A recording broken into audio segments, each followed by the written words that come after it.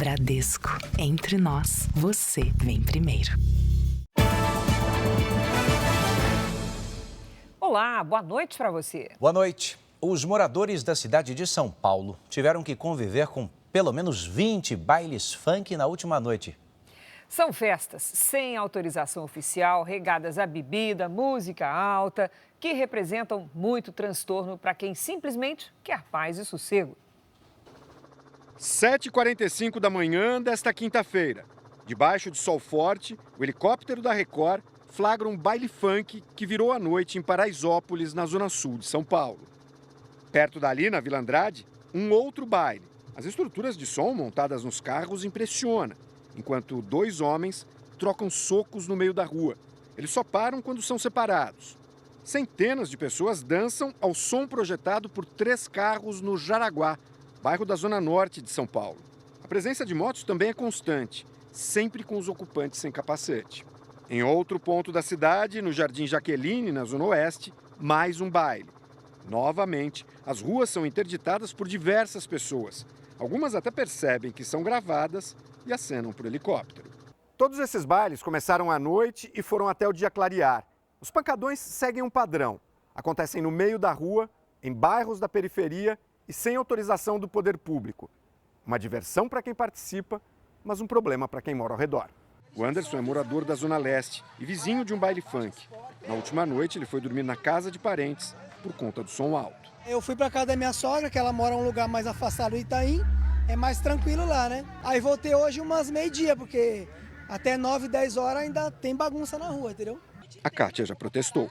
Chegamos a tocar fogo no asfalto, fizemos barricada, tocamos fogo, fica um jogo de empurra e ninguém faz nada. Em nota, a Polícia Militar informou que atua de forma contínua no combate aos bailes funk clandestinos, realizando ações preventivas. Um levantamento da produção do Jornal da Record constatou que aconteceram pelo menos 20 bailes funk na capital paulista de ontem para hoje. São festas clandestinas, mas amplamente divulgadas nas redes sociais. Este coronel da reserva explica que só é possível evitar esse tipo de evento com um trabalho de inteligência policial. As forças de segurança não podem fazer nada de improviso, não pode chegar com 2 viaturas e tentar impor a presença do Estado, que ele não vai ser bem recebido. Então ele tem que fazer uma operação, e para essa operação, com inteligência policial, com várias estruturas de segurança pública envolvidas, sejam das polícias militar, civil, guardas municipais. Passou a noite acordada? Acordada. Aí fiquei dando um cochilo agora, amanhã já tem que trabalhar, aí vai trabalhar daquele jeito, né? Problemas também na região metropolitana de Belo Horizonte, onde a noite foi marcada por manobras perigosas de moto. Um homem morreu ao andar sem capacete durante um desses encontros de motociclistas, os chamados rolezinhos. O som do escapamento das motos tirou o sossego dos moradores. Ninguém dorme, ninguém faz nada. Olha lá pra você ver, ó, sem capacete. A zona aí, ó. Os encontros para fazer manobras arriscadas com as motos foram registrados em vários bairros de Belo Horizonte e na região metropolitana. Esta moradora diz que mal conseguiu dormir com o barulho. Eu cheguei a tremer todinha com o barulho dentro de casa, eu cheguei quase a chorar. Barulho que entra dentro da sua casa, com criança dentro de casa, você não aguenta. O vai e vem de motos se estendeu até a manhã de hoje. As motos em alta velocidade aumentam o risco de acidentes, inclusive com os próprios motociclistas. Nesta madrugada, um jovem de 21 anos morreu em Belo Horizonte enquanto participava de um rolezinho com amigos. Ele estava sem capacete e bateu contra este poste. A moto estava irregular e sem placa. A Polícia Militar de Minas Gerais iniciou uma operação para combater esses encontros com manobras perigosas e garantir mais segurança à população. A família precisa ter a execução, a garantia do seu direito de circular em via pública com tranquilidade, não temendo que qualquer condutor irresponsável, por meio de uma manobra, venha perder aí o controle da motocicleta e ocasionar aí alguma lesão corporal a algum pedestre. Isenção de IPVA em São Paulo vai gerar economia para 80% dos motociclistas. Após cirurgia bem-sucedida, Jair Bolsonaro se recupera em hospital, ainda sem previsão de alta. Temporal alaga ruas e causa destruição em cidades do sul do país. Rio de Janeiro tem alerta para forte calor, que ainda pode aumentar nos próximos dias. Os cuidados para evitar problemas de saúde e acidentes com as crianças nas férias de verão. E o JR mostra o que esperar dos clubes cariocas que vão disputar a Copinha em janeiro.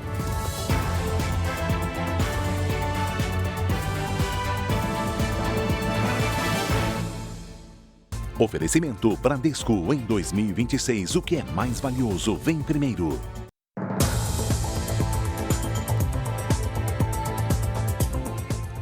Um carro com pelo menos 70 marcas de tiros foi encontrado abandonado na zona oeste do Rio de Janeiro.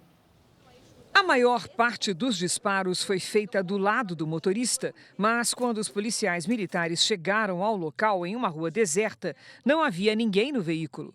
Durante a perícia, foram encontrados adesivos usados para mudar o chassi, um estojo de munição e notas de transferências bancárias. A polícia investiga a informação de que a vítima seria um ex-miliciano que se aliou ao Comando Vermelho. Ainda no Rio, um carro explodiu dentro de um posto de combustíveis. Deixou 2 pessoas feridas. Foi na região metropolitana. O acidente aconteceu no momento em que o veículo a gás abastecia em São Gonçalo. O carro ficou destruído e o impacto da explosão abriu um buraco no teto do posto. 2 pessoas tiveram ferimentos leves. Segundo o Sindicato da Indústria de Reparação de Veículos, a instalação do sistema de GNV do carro era irregular. O Rio de Janeiro está em alerta por causa da onda de calor extremo que deve atingir o estado nos próximos dias. Hoje, os termômetros passaram dos 40 graus na capital. Como suportar tanto calor? Tá difícil trabalhar com essa roupa aqui, 12 horas aqui direto, aqui tá meio sufocante. Até o vento tá quente, né? Parece que tem um dragão jogando ar em cima da gente. Para quem trabalha nas ruas, a alta temperatura tem sido um desafio. Parece que eu tô me derretendo todinho, mano, entendeu? Aí eu fico cheio de vontade de tomar um banho, não tenho onde tomar um banho, entendeu? Só depois que acaba os trabalhos mesmo. E até quem passa o dia inteiro na praia fica impressionado com o calor. Nenhum mergulho ajuda. Essa mineira preferiu chegar cedo para evitar o sol a pino. A gente quis aproveitar o máximo possível agora, porque depois de meio-dia é impossível aguentar isso daqui. Mas tem gente que não acha tanto calor um problema. É o caso deste turista americano. Muito feliz de aproveitar o calor. A Rio é a cidade fantástica, a cidade maravilhosa. Comemorado por muitos, o calor no Rio virou motivo de alerta. Segundo a Secretaria Estadual de Saúde, as altas temperaturas podem provocar problemas como insolação e desidratação. Em 22 municípios do estado, a situação deve piorar nos próximos dias. As prefeituras foram orientadas a oferecer abrigos e pontos públicos de hidratação. Segundo o alerta, 10 municípios podem sofrer com calor extremo. A situação pode ser severa em outros 7, incluindo a capital. A cidade está no nível 3 de calor, numa escala que vai até 5. Com esses dados, são definidos protocolos de contingência. Hoje, a temperatura passou dos 40 graus na zona oeste. O nível de calor 3 significa que a cidade está com índice de calor médio entre 36 e 40 graus e que é uma persistência de alguns dias. E o importante é para a população poder cuidar, né, tomar água, se hidratar, tomar as medidas para evitar que o calor ocasione algo mais sério na sua saúde. Se o ponto de ônibus não tem sombra, o jeito é se abrigar do sol debaixo da árvore. Eu uso boné, uso óculos, bebo bastante água e vou levando. Especialistas alertam para os riscos de acidente vascular cerebral que podem aumentar com a chegada do verão. O calor intenso e a desidratação favorecem a formação de coágulos. Por isso, os cuidados com a saúde nessa época do ano precisam ser redobrados. Debaixo do sol forte, vale de tudo para se proteger. A paisagem tá bonita, né? O céu tá aberto e tudo, mas nem o protetor tá salvando. Tá bem quente, agora oficialmente começou o verão. E os termômetros provam que começou com tudo. Para quem precisa trabalhar ao ar livre, a regra é beber bastante água. Tá quente demais. Só tomando água, que senão não refresca. Basta sair às ruas para sentir o quanto está quente. Em vários dias, os termômetros têm marcado temperaturas acima dos 30 graus. Mas, além do desconforto, esse calor intenso pode trazer sérios riscos à saúde. Até mesmo um acidente vascular cerebral nos casos mais graves, com sequelas que podem acompanhar a pessoa por toda a vida. O AVC é a principal causa de incapacidade em adultos no mundo. O neurologista do Hospital Moriá explica que os casos podem aumentar no verão por causa da desidratação. O calor ele vai deixar a pessoa mais desidratada. Esse processo de desidratação deixa o sangue mais grosso, mais viscoso, e isso acaba contribuindo para a formação de coágulos. Então, em pacientes mais idosos, pacientes que têm diabetes, pressão alta, colesterol elevado, pacientes que têm arritmias cardíacas, com o calor pode acontecer a desidratação, e isso favorece que o paciente tenha um AVC. Estudos recentes mostram que nas últimas 3 décadas, os registros de AVC relacionados ao calor aumentaram 72% em todo o mundo. Foram quase 12 milhões de casos. Se o paciente tiver a qualquer momento fraqueza de um lado do corpo, dormência, dificuldade visual, do campo visual, tiver dificuldade de falar ou entender as pessoas, ele deve procurar o serviço médico de urgência na suspeita de um AVC, o quanto antes. Manter o corpo hidratado e evitar exposição direta ao sol são cuidados fundamentais nos dias mais quentes. Eu acho que é recomendável sair com a garrafinha, se não conseguir, pelo menos compra uma água de coco, porque tá muito calor mesmo, cara. A gente fala agora da chuva que atingiu o sul do país. Os temporais que estão pela região nos últimos dias têm provocado alagamentos, muitos por causa do transbordamento de rios e córregos. No Rio Grande do Sul, pelo menos 19 cidades foram atingidas. Equipes da Defesa Civil intensificaram o monitoramento nos locais mapeados como áreas de risco. A chuva forte começou de madrugada e se manteve durante todo o feriado. Na zona rural de São Martinho da Serra, o rio Ibicuí-Mirim transbordou. Está dentro do campo, já quase nas máquinas. 2 pessoas foram resgatadas depois de ficarem ilhadas. A Defesa Civil do município faz o levantamento nos quase 700 quilômetros de estradas vicinais do estrago ocorrido. Segundo o Centro Nacional de Monitoramento e Alertas de Desastres Naturais, a região central foi a mais atingida no estado. Em Santa Maria, equipes da Defesa Civil fazem um monitoramento de áreas de risco, principalmente próximo aos córregos que podem transbordar. A chuva constante também elevou o nível dos arroios nos municípios de Agudo e Nova Palma, a 280 quilômetros de Porto Alegre. Em Estrela, no Vale do Taquari, 6 pessoas ficaram feridas em um capotamento na BR-386. Chovia forte no momento do acidente e, segundo testemunhas, havia água acumulada na pista. Na mesma região, no município de Progresso, um jovem foi arrastado ao tentar atravessar um rio. Apesar do susto, ele conseguiu sair da água. Alagamentos também foram registrados no litoral norte gaúcho. Em Quintão, moradores se arriscaram e passearam de caiaque numa avenida da cidade. A chuva também atingiu os estados do Paraná e Santa Catarina. Em Curitiba, os ventos derrubaram árvores e em Pomerode, na Serra Catarinense, a tempestade destelhou um posto de gasolina. E olha, essa quinta-feira de muita chuva no sul do país também foi de recorde histórico de calor na capital paulista. Lidiane Sayuri com a gente para atualizar essas informações. Lid, boa noite. Oi, Edu. Olha, temos uma forte circulação de ar quente no miolo do Brasil, conhecida como bloqueio atmosférico, que espanta para o oceano as frentes frias e abafa a temperatura. Boa noite a você. Cris, boa noite. E uma boa noite a você que está com a gente. Amanhã, a chuva na região sul deixa em alerta para temporais, desde o leste do Paraná até o norte do Rio Grande do Sul. Em Curitiba, céu parcialmente nublado, com chuva forte à tarde e à noite, máxima de 32 graus. Após bater recorde de calor em dezembro com mais de 36 graus, São Paulo deve contar com mais um dia de sol e pancadas de chuva à tarde e à noite. Faz até 35. No Recife, previsão de chuva de manhã e à tarde com 31 graus. Hoje, os maiores volumes de chuva foram registrados no Rio Grande do Sul. As imagens de satélite mostram nuvens carregadas nos extremos do país. A sexta-feira será de pancadas isoladas na região sudeste. No centro-norte do Brasil, a circulação de ventos quentes e úmidos mantém a condição de chuva. Destaque para o Acre e áreas na divisa com o Amazonas, onde há alerta para temporais mais intensos. Em Porto Alegre faz 29 graus à tarde. No Rio de Janeiro, 39. 30 em Brasília, 31 em Manaus e até 33 em Teresina. Tempo Delivery. O Israel quer saber como fica a previsão em Porto Rico do Maranhão. Boa noite, Israel.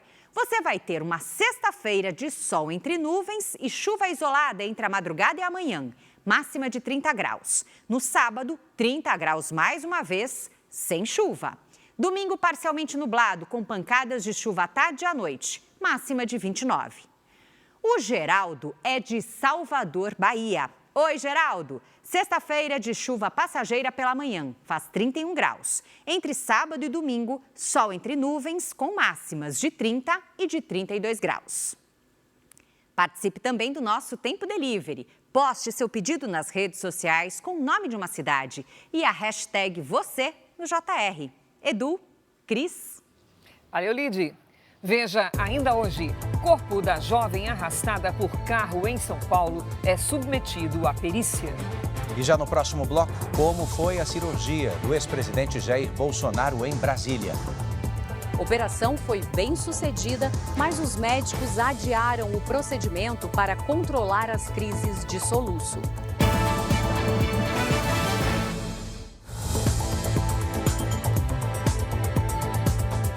O ex-presidente Jair Bolsonaro passou por uma cirurgia de hérnia nesta quinta-feira. Segundo os médicos, o procedimento ocorreu dentro da normalidade.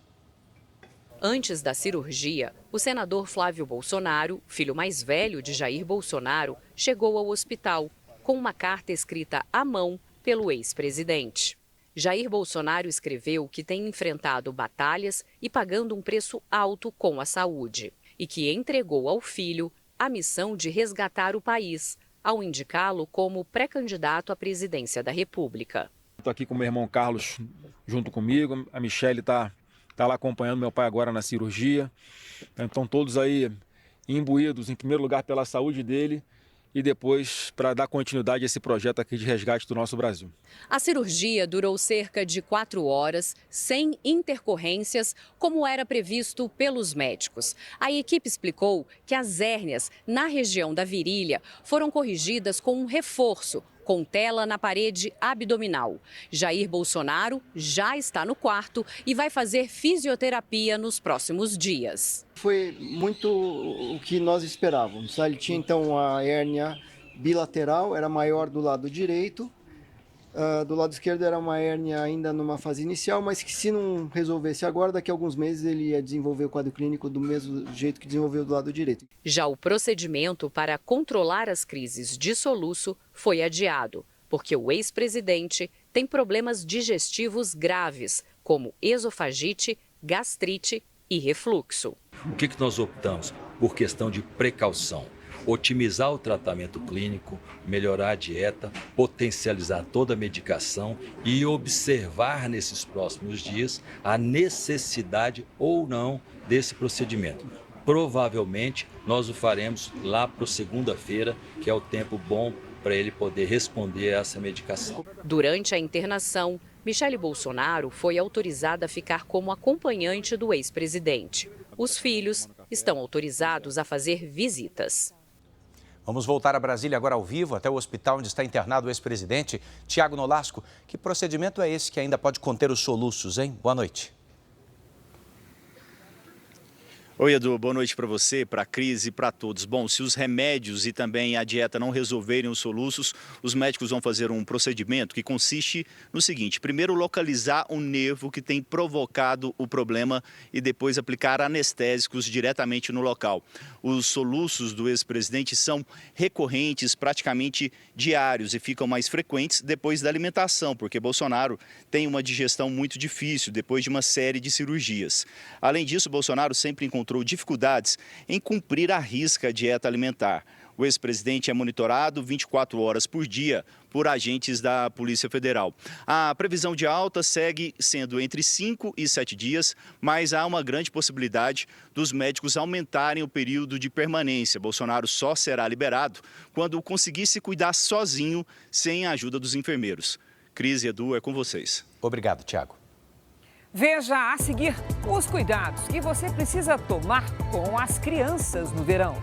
E também vai começar o maior torneio de base do país. A Copa São Paulo de Futebol Júnior reúne 128 times do Brasil inteiro. O Rio de Janeiro terá 6 representantes na competição. O Fluminense é o maior vencedor do estado, com 5 títulos.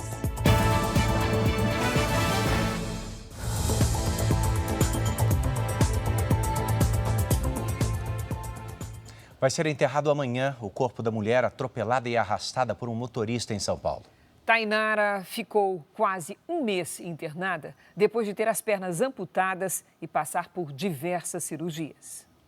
A morte de Tainara Souza Santos, de 31 anos, foi confirmada pela mãe numa publicação nas redes sociais. É com muita dor que venho avisar que a nossa guerreirinha Thay nos deixou. É uma dor enorme, mas acabou o sofrimento. E agora é pedir por justiça, diz a mensagem.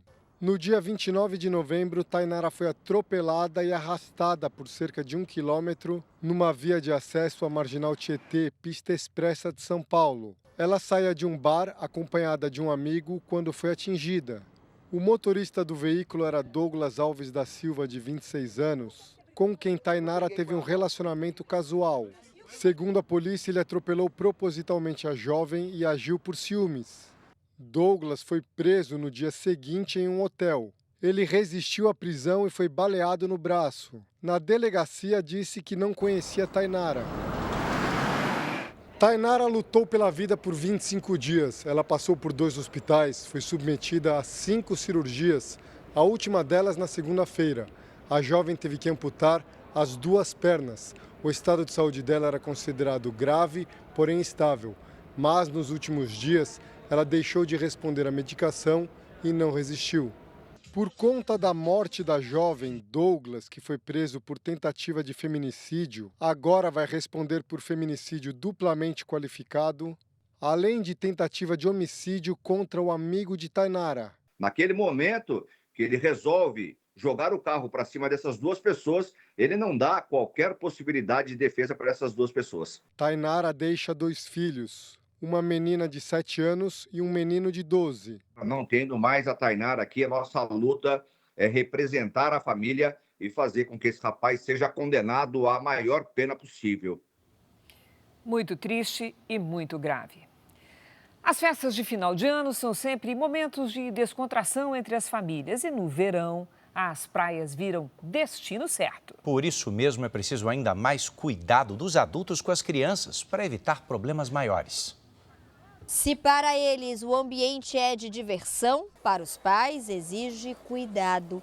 A Bianca já sabe, praia com a pequena Aurora de 5 anos requer atenção dobrada. Estou sempre chamando a atenção dela, porque querendo ou não, ela vai seguindo os amiguinhos, né? E a onda também, mesmo ela estando no raso, vai levando. A preocupação tem motivo. Os acidentes são a principal causa de morte de crianças entre 1 e 14 anos no Brasil. O afogamento está entre as 3 ocorrências mais frequentes nesta faixa etária. 90% dos casos poderiam ser evitados com prevenção. Principalmente as crianças menores, ela tem que estar no máximo a um braço de distância desses pais, desse supervisor, para que ele esteja realmente numa condição segura. Além disso, aí a gente sempre fala que água no umbigo já é sinal de perigo. Outra orientação é com os cuidados pela exposição prolongada ao sol neste verão. Fazer pausas na sombra, Oferecer água às crianças e reforçar a proteção solar fazem parte da segurança. Essa foi a estreia do José na praia e a mãe não descuidou. A gente chegou aqui por volta de meio-dia, muito protetor solar, muita água, né, mãe? Sombreiro, 2 sombreiros em cima desse menino e muita hidratação. E agora a cama. A Marinha intensificou a fiscalização de embarcações nos rios do Pará. Trabalho que vai até março do ano que vem. A cena é frequente. Embarcações sem itens básicos de segurança navegam pela Baía do Guajará, em Belém. O senhor estava conduzindo a embarcação sem colete, o senhor está com o documento da embarcação vencido e o senhor não está portando extintor de incêndio. A fiscalização também identificou extintores de incêndio com prazo de validade vencido em um empurrador com balsa de transporte de passageiros. A embarcação foi notificada e o proprietário deverá regularizar a situação junto à Capitania dos Portos antes de voltar a operar. Em outra abordagem, 3 pessoas estavam a bordo, sem colete salva-vidas. Neste ano, quase 4.000 embarcações foram fiscalizadas no estado. 387 foram notificadas. Segundo a Marinha, entre as principais irregularidades fiscalizadas estão a condução de embarcações por pessoas não habilitadas, documentação vencida e superlotação, além da ausência de colete salva-vidas e outros itens de segurança. A gente faz a orientação verificando que aqueles passageiros não possuem colete, a gente doa um colete para esses passageiros, né, de forma que propicie essa interação com a comunidade ribeirinha e a gente ajude ali a minimizar um pouco essa falta de equipamento de salvatagem. Até novembro foram registrados 491 acidentes com embarcações no país e 200 mortes. A operação da Marinha do Brasil pelos rios da Amazônia segue até março do ano que vem. Muito importante isso, sim, até para a própria segurança da navegação, né? O incêndio de grandes proporções atingiu uma fábrica de colchões na zona oeste do Rio. Imagens feitas por moradores registraram a intensidade das chamas. De acordo com o Corpo de Bombeiros, 9 quartéis foram mobilizados. Depois de muito trabalho, o fogo foi contido, mas as equipes ainda fazem o trabalho de rescaldo. Até o momento, não há informações sobre vítimas ou sobre as causas do incêndio. Foram enterrados hoje os corpos das 4 pessoas da mesma família que morreram em um acidente no Espírito Santo. A colisão teria sido provocada por um motorista que ainda não foi localizado pela polícia. Os corpos de Denis Carlos Rolim, de 43 anos, da mulher Valdenice Alves de Oliveira, de 39 anos, e das filhas do casal, Sara Cristina, de 7 anos, e Débora Vitória, de 10, foram sepultados nesta quinta-feira.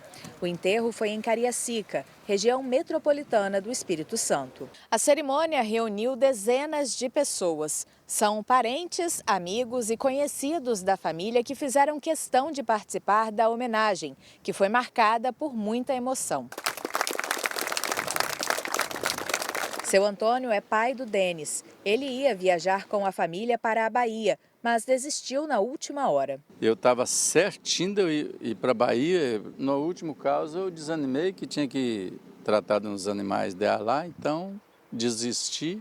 A família seguia de carro para o sul da Bahia, onde passaria a virada do ano. Na madrugada de quarta-feira, o carro da família foi atingido por uma caminhonete. Segundo a Polícia Rodoviária, o veículo com as vítimas atingiu a pista contrária, acertou a lateral de um carro e bateu de frente contra um terceiro. Todos morreram na hora. Outras 3 pessoas ficaram feridas. Até o momento, o motorista que teria provocado o acidente não foi localizado. Documentos foram encontrados na caminhonete. A polícia fez buscas, mas não identificou o suspeito. A família cobra justiça. Nós estamos ainda na esperança dele ser capturado, né? Nós estamos pedindo justiça. O que eu peço, nossa família pede, é que os legisladores venham olhar com carinho mesmo para essa legislação que precisa ser mudada com urgência. Motociclistas de São Paulo terão um gasto a menos nesse início de ano. A partir de janeiro, as motos de até 180 cilindradas estarão isentas do IPVA. Outros 10 estados têm leis parecidas. A novidade animou os entregadores de aplicativo que já fazem planos para usar o dinheiro que iria para o imposto. O Everson vai gastar menos para trabalhar. A moto de 160 cilindradas que ele usa para fazer entregas em São Paulo ficou livre do IPVA. Vai acabar ocasionando uma boa economia para todos os motoboys também, né? Sobra para pagar outras contas também, né? A partir do mês que vem, motos de até 180 cilindradas estarão isentas do pagamento do IPVA no estado de São Paulo. A medida foi sancionada nesta semana pelo governador Tarcísio de Freitas. A isenção se aplica às pessoas físicas, desde que estejam com o registro e o licenciamento do veículo em dia. A expectativa, segundo o governo, é que a medida beneficie mais de 4 milhões de motociclistas em todo o estado. O número representa quase 80% de toda a frota de motos em São Paulo. Geralmente, quem usa as motos dentro dessa cilindrada que está isenta são pessoas que têm uma renda baixa, ou usa a moto para ir e vir do trabalho, ou quem está usando a moto para trabalhar, fazendo entregas. Então, tirar esse custo ajuda muito, faz muita diferença para essas pessoas. Segundo este economista, o valor médio do IPVA de uma moto de 180 cilindradas é de R$ 400. Cada motociclista recebe R$ 7,50 por entrega. Ou seja, para pagar o IPVA, ele precisa fazer 54 entregas. Com a isenção, esse dinheiro pode ser usado para cobrir outros gastos. Vai ser muito positivo, principalmente no orçamento, não só familiar, tá? Mas também no orçamento profissional ali, com impacto direto nos custos de trabalho, principalmente dos entregadores e quem trabalha com motocicleta. Em todo o país, além de São Paulo, ao menos 10 estados têm leis parecidas de isenção do IPVA. O Van Carlos já começa a fazer planos para usar o dinheiro que vai sobrar. Posso abastecer, comprar um presente para o meu filho, posso comprar comida para dentro de casa, trazer um sustento melhor, faz muita diferença. 4 pessoas foram atropeladas hoje na BR-101, Grande Florianópolis. Entre elas, 2 policiais rodoviários federais. Os 2 agentes da PRF atendiam a uma ocorrência e conversavam com outras 2 pessoas no acostamento, quando um carro que vinha pela rodovia rodou na pista e atropelou o grupo. A policial rodoviária sofreu lesões graves no braço, vai ter que passar por cirurgia. O outro policial fraturou uma perna e teve lesões no ombro. A gente passou ali por alguns momentos desesperadores. Eu lembro que eu caí no chão e eu tentei levantar no instinto ali, não consegui. A terceira vítima sofreu uma lesão grave, foi encaminhada ao hospital. A outra teve escoriações leves. O motorista do carro, de 37 anos, se negou a fazer o teste de bafômetro e foi autuado por infração gravíssima. Levou multa e teve o direito de dirigir suspenso. Ele pode responder criminalmente pelas lesões causadas às vítimas. O uso cada vez mais frequente de aplicativos de entrega tem tornado mais comuns os casos em que o cliente não recebe o produto pelo qual pagou. Como aconteceu em Goiás, 2 clientes ficaram no prejuízo depois que os entregadores teriam decidido ficar com os itens comprados. Um deles foi detido. O que seria um presente de Natal virou caso de polícia. No dia 24 de dezembro, uma embalagem com bombons especiais foi retirada por um motorista de aplicativo, mas nunca chegou ao destino. A corrida foi cancelada e o entregador voltou para casa com o produto. Este vídeo mostra o homem sendo abordado pela polícia militar. Ele admitiu que abriu a embalagem e comeu um dos bombons e acabou detido. Eu comi só um pedaço, pelo amor de Deus, velho. Que só isso aqui, um pedacinho. Ele responde agora por apropriação indébita, né? Ele informou que havia apenas consumido um pouco dos produtos e que, segundo ele devolveu os produtos. Esse não foi o único caso registrado nesta semana. Dias antes, uma cliente desta doceria encomendou um bolo e 50 docinhos para comemorar o aniversário de uma amiga. O entregador retirou a encomenda, mas em seguida cancelou a corrida e desapareceu com o pedido. Câmeras flagraram o momento em que ele retirou os produtos. Ao saber que a entrega não havia sido feita, a dona da loja ficou indignada. Se isso acontece, frustra demais, porque a gente preza um bom trabalho, então precisa de parceiros também, né, que prezam um bom trabalho. A cliente questionou o entregador e recebeu áudios com respostas grosseiras. Olha o seu bolo como ele tá aí, ó, essa porcaria desse bolo vai ser o lixo aí, ó. A plataforma responsável pela entrega afirmou que repudia a conduta, mas não tratou do reembolso, um direito do consumidor nesses casos. A orientação da polícia é que entregas não concluídas precisam ser denunciadas. A plataforma responsável pelo pedido da caixa de bombons declarou que o entregador esperou por 12 minutos e entrou em contato com o cliente e que ele está suspenso temporariamente, enquanto as circunstâncias são apuradas. A polícia do Maranhão procura por 5 vereadores suspeitos de integrar um esquema milionário de desvio de dinheiro público em Turilândia, interior do estado. Até agora, 14 pessoas foram presas numa operação do Ministério Público, entre elas o prefeito do município, que se entregou ontem à polícia. Alvos da operação se apresentaram à polícia na capital São Luís. Entre eles, o prefeito de Turilândia, Paulo Curió, a primeira-dama, a ex-vice-prefeita, o marido dela e o contador da prefeitura. A investigação apura crimes como organização criminosa, fraudes em licitações, corrupção e lavagem de dinheiro. O prejuízo aos cofres do município pode passar de 56 milhões de reais. Dinheiro desviado principalmente das áreas da saúde e assistência social. Segundo o MP, um posto de combustível era usado para lavar dinheiro. A prefeitura pagava por abastecimentos que não eram realizados. Até agora, 14 pessoas foram presas. Entre elas, a atual vice-prefeita de Turilândia, Tânia Mendes, e um médico apontado como agiota do prefeito. Na casa do irmão desse médico, foram apreendidos mais de 2 milhões de reais em dinheiro, além de carros de luxo. 6 vereadores cumprem prisão domiciliar com tornozeleira eletrônica. Outros 5 continuam foragidos. A Justiça bloqueou cerca de 22 milhões de reais dos investigados, que devem passar por audiência de custódia. As defesas dos citados não foram localizadas. Um destaque internacional: no estado americano da Califórnia, cerca de 42 milhões de pessoas estão em áreas de risco para alagamentos. O governo declarou situação de emergência depois da chuva recorde na véspera do feriado. A região de Los Angeles é a mais atingida. A força das águas arrastou veículos e causou deslizamentos de terra. Estradas foram fechadas e muitos bairros ficaram isolados. As equipes de resgate só conseguiram chegar a alguns moradores com helicópteros. Mais de 100 mil residências ficaram sem energia elétrica hoje. A previsão para os próximos dias é de mais chuva. Os Estados Unidos vão reforçar ainda mais a presença militar perto da costa venezuelana para impedir a passagem dos petroleiros que atendem o país.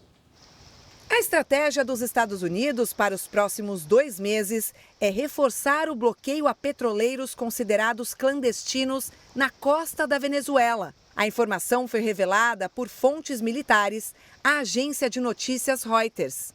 O presidente Donald Trump determinou que nenhum navio poderá entrar ou sair da Venezuela sem permissão. O objetivo da Casa Branca é que, até o final de janeiro, o governo de Nicolás Maduro enfrente uma calamidade econômica ao atingir a principal fonte de receita venezuelana. Embora Donald Trump tenha autorizado operações terrestres na Venezuela, as ações militares estão em segundo plano neste momento. A Rússia classificou hoje as apreensões americanas como pirataria e defendeu que as tensões esfriem. Os primeiros efeitos da estratégia americana já começam a ser vistos nas ruas. O custo de vida na capital, Caracas, está mais alto que o normal. Esta moradora conta que os preços mudam a todo momento e que ela precisa definir prioridades. Já este outro venezuelano diz que o jeito é trabalhar e esquecer a tensão entre os países. E o Equador, restringiu a passagem pelas fronteiras com o Peru e com a Colômbia por razões declaradas de segurança nacional. De acordo com o comunicado, a circulação está permitida apenas em Rumichaca, fronteira com a Colômbia, e em Huaquillas, com o Peru. São pontos comerciais entre os países. Não foi informado até quando as outras passagens vão ficar fechadas. O Equador enfrenta uma onda de violência por causa da guerra de facções e deve terminar o ano com uma das maiores taxas de homicídios da América Latina, de 52 por 100 mil habitantes. Ao menos 2 pessoas morreram em ataques russos contra a Ucrânia neste feriado. De acordo com as forças de defesa ucranianas, a Rússia lançou mais de 130 drones. 106 foram derrubados. Uma das áreas atingidas foi Chernihiv, no norte do país, onde casas e prédios foram destruídos. Já em Kherson, na região sul, uma área comercial foi bombardeada. Várias lojas ficaram destruídas. Enquanto avança contra a Ucrânia, o governo russo declarou que analisa documentos enviados pelos Estados Unidos para encerrar a guerra que começou em 2022. Segundo o Kremlin, o processo das negociações é lento, mas constante. Na capital ucraniana, uma multidão fez uma marcha carregando estrelas com nomes de soldados mortos nos confrontos. Os manifestantes também demonstraram que têm esperança por tempos de paz. O exército israelense anunciou hoje ter executado um integrante de um grupo terrorista do Irã. O vídeo divulgado pelo exército israelense mostra o ataque a um veículo no Líbano, onde estaria o homem identificado como Hussein al-Jawhari. Segundo o comunicado de Israel, Hussein operava sob o comando da Guarda Revolucionária Islâmica e estava envolvido em atividades terroristas dirigidas pelo Irã contra o Estado de Israel. Israel e Irã travaram uma guerra em junho deste ano. Agora, os militares israelenses têm feito ataques no Líbano para impedir que o Hezbollah se reorganize. O grupo terrorista libanês é apoiado pelo Irã. Israel também divulgou hoje imagens que seriam de uma rede de túneis utilizada pelo grupo terrorista Hamas. O exército declarou que mais de 4 quilômetros de rotas subterrâneas foram destruídas na faixa de Gaza. A Turquia deteve 115 suspeitos de planejar ataques terroristas nas festas de fim de ano. Eles seriam integrantes do grupo Estado Islâmico. As prisões foram feitas em Istambul, onde a polícia apreendeu armas, munições e documentos sobre os ataques. As ações foram planejadas contra a parte da população que o grupo classifica como não muçulmana. Os atentados seriam realizados em várias partes do país. Os suspeitos estariam em contato com células do grupo terrorista fora da Turquia, o que, segundo as autoridades, representa uma ameaça internacional. Mais de 20 extremistas ainda são procurados. O presidente Donald Trump anunciou agora à noite que os Estados Unidos realizaram diversos ataques contra o Estado Islâmico na Nigéria. Não há informações sobre vítimas. O motivo seria a perseguição contra cristãos no país africano, onde milhares de pessoas morreram neste ano.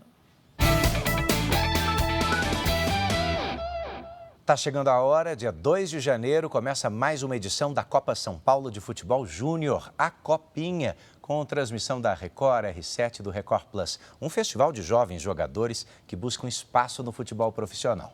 São 128 equipes de todas as partes do Brasil. Jean Brandão está com a gente hoje.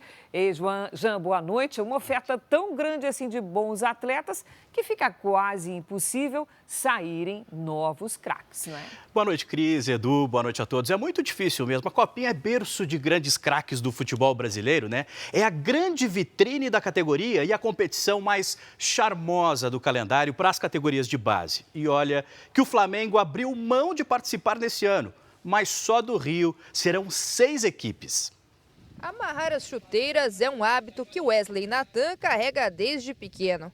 O atacante de 17 anos vai disputar a Copinha com a camisa do Fluminense. Desde os meus 9 anos, cheguei no futsal e do futsal vim direto para o campo. Este é o momento em que os clubes aceleram a preparação de olho no maior torneio de base do país. Fabinho conhece bem essa fase. O volante vai participar da Copinha pela 3ª vez, com experiência suficiente para orientar os mais novos. Eu tento ajudar eles da melhor forma para chegar em campo, chegar nos jogos, a gente fazer da melhor forma e sair vitorioso. Do Centro de Treinamentos de Xerém, foram revelados grandes craques que vestiram a camisa do tricolor carioca, como o ex-lateral Marcelo, ídolo do Real Madrid, e o zagueiro Thiago Silva. Até o atual técnico do Sub-20 começou aqui. Cheguei aqui com 13 para 14 anos, ainda como atleta. Trilhei um longo caminho até as categorias principais do clube e agora a gente está trilhando um caminho novo como membro de comissão técnica. O Fluminense é um dos clubes que mais venceram a Copinha. São 5 títulos ao lado do São Paulo e do Inter. Os 3 só estão atrás do Corinthians, campeão 11 vezes. O Botafogo vai em busca da conquista inédita e conta com os gols do atacante panamenho Kadir, que já atua no profissional. Agora é só focar na Copinha, né, que é uma competição muito conhecida também aqui no Brasil como no Panamá. São 128 equipes divididas em 32 grupos. As 2 primeiras colocadas de cada grupo avançam. Daí, os confrontos serão definidos em formato de mata-mata até a final, que acontece no dia 25 de janeiro no estádio do Pacaembu, em São Paulo. América, Bangu, Vasco e Volta Redonda são os outros representantes do Rio de Janeiro na Copinha. Ao todo, mais de 3.000 jogadores estarão em busca de um único sonho. Meu sonho era sempre jogar futebol, né? Morreu hoje, em São Paulo, aos 77 anos, Cláudio Mortari, um dos maiores treinadores da história do basquete no Brasil. Depois de uma curta carreira como jogador, Mortari se tornou técnico. Ele comandou a seleção masculina nas Olimpíadas de Moscou em 1980 e passou por grandes clubes como Corinthians, Palmeiras e São Paulo. Mas o momento mais marcante da carreira foi no Sírio. Mortari foi o treinador do time na conquista do Mundial de Clubes em 1979. A causa da morte não foi divulgada. E morreu nesta quarta-feira a ginasta brasileira Isabelle Marciniak. Ela tinha 18 anos e lutava contra o câncer. Nascida em Araucária, no Paraná, Isabelle era considerada uma das promessas da modalidade. Atuando pelo Clube Agir de Curitiba, ganhou títulos estaduais e nacionais. O auge da curta carreira foi o título brasileiro da ginástica rítmica em 2021. Nas últimas 2 temporadas, Isabelle se afastou das competições para tratar um tipo de câncer que atinge o sistema linfático. A morte da ginasta foi anunciada hoje de manhã pela Federação Paranaense de Ginástica. E eu fico por aqui. Cris, Edu. Obrigada, Jean. Um morador do estado do Arkansas faturou sozinho cerca de 10 bilhões de reais numa loteria americana. O resultado encerrou uma sequência de 46 sorteios sem vencedor. O prêmio de cerca de 10 bilhões de reais é o segundo maior da história. O bilhete custa o equivalente a R$ 11. A probabilidade de ganhar o prêmio principal é de 1 em 292 milhões. De acordo com as regras do concurso, o vencedor tem 2 opções: receber o valor total em parcelas anuais durante 30 anos ou resgatar metade do prêmio imediatamente. Jerusalém vai ganhar uma nova rota turística no ano que vem. E a nossa equipe foi até o local, que tem atrações que foram citadas na Bíblia. A expectativa é que o lançamento aqueça ainda mais o turismo da região. O setor ganhou força depois do avanço das negociações de cessar-fogo com o grupo terrorista Hamas. Para chegar a este novo ponto turístico de Jerusalém, é preciso descer algumas escadas e passar por acessos que ainda estão fechados para o público. Na nova rota turística da chamada Cidade de Davi, os visitantes vão passar por um túnel construído onde há 2000 anos ficava uma rua a céu aberto. Yehuda, o guia do local, explica que o piso permanece o mesmo. Não passou por obra ou renovação. Nesta outra área ficava o comércio. É muito fácil imaginar uma pessoa aqui na entrada, saudando quem passava para tentar vender os produtos, diz ele. Um dos pontos altos da atração turística é o Tanque de Siloé, onde Jesus curou um homem que havia nascido cego. A tradição diz que os judeus se banhavam no local para se purificar antes de entrar no monte do templo. O tanque tinha o tamanho equivalente a 2 piscinas olímpicas.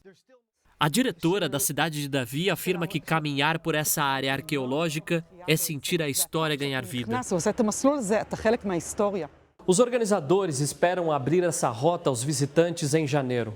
Uma nova atração no coração de Jerusalém, em um momento em que o turismo de Israel dá sinais de recuperação depois do cessar-fogo. Quem trabalha no setor já faz contas. a procura para caravanas para 2026 disparou de uma maneira fenomenal. Então, o que a gente fez em 2 anos, a gente vai fazer em 1 ano mais que o dobro, provavelmente, de caravanas. O diretor de turismo de Jerusalém afirma que em outubro, quando o cessar-fogo entrou em vigor, o número de reservas de estrangeiros em hotéis subiu 143% em relação a outubro do ano passado.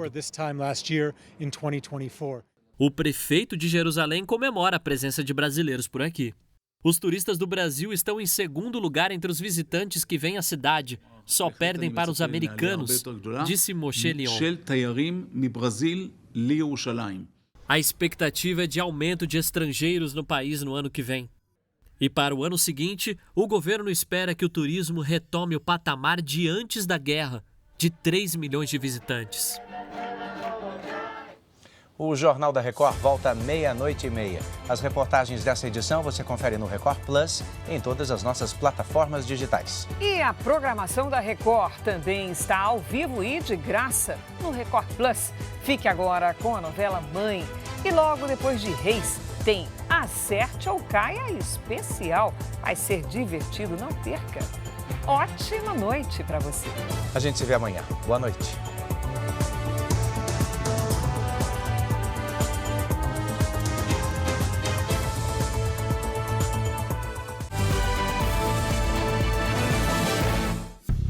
Bradesco. Entre nós, você vem primeiro.